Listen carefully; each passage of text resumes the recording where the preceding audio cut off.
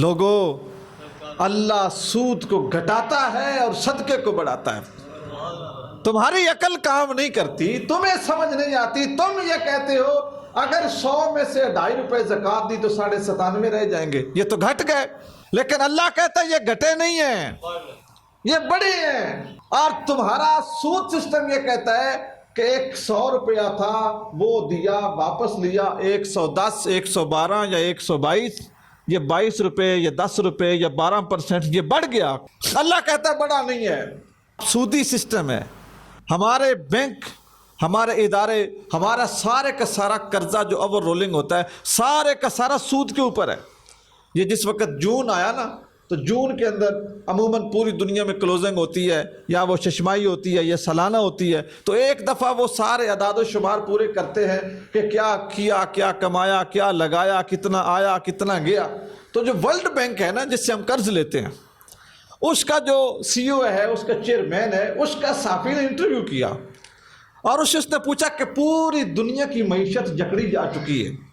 یہ نہیں کہ ہم پاکستانی پریشان ہیں معیشت میں کہ یہاں پہ مزدوری تھوڑی ہے، خرچے زیادہ ہیں، امریکہ بھی پریشان ہے، دبئی میں بھی مہنگائی بہت زیادہ ہے، سعودی عربیہ میں بہت زیادہ ہے، یعنی پوری دنیا کی معیشت جکڑی جا چکی ہے۔ اس ورلڈ بینک کے سربراہ سے پوچھا کہ اس کا حل کیا ہے، کیسے دنیا سوکھی ہو سکتی ہے؟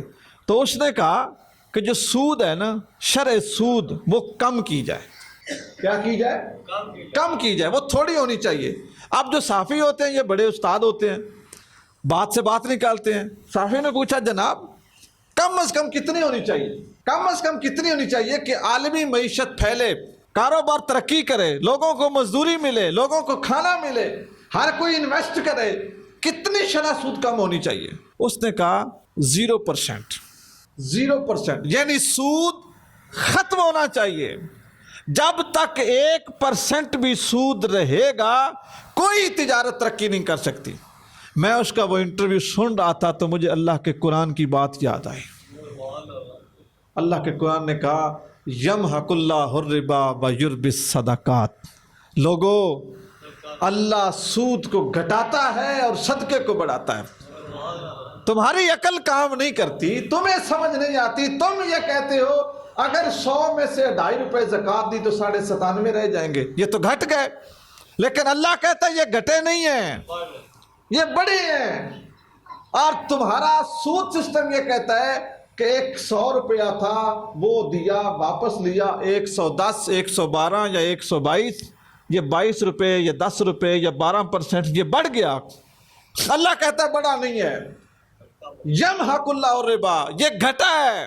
ویلیو چیزوں کی گھٹ گئی ہے، پیسے کی ویلیو گھٹ گئی ہے، وقت کی ویلیو گھٹ گئی ہے، یہ گھٹا ہے، بڑا نہیں ہے۔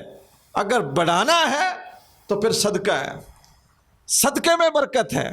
جب میں نے اس کی بات سنی نا تو اس نے کہا 0%۔ اگر شرع سود 0 ہو جائے تو معیشت چل سکتی ہے۔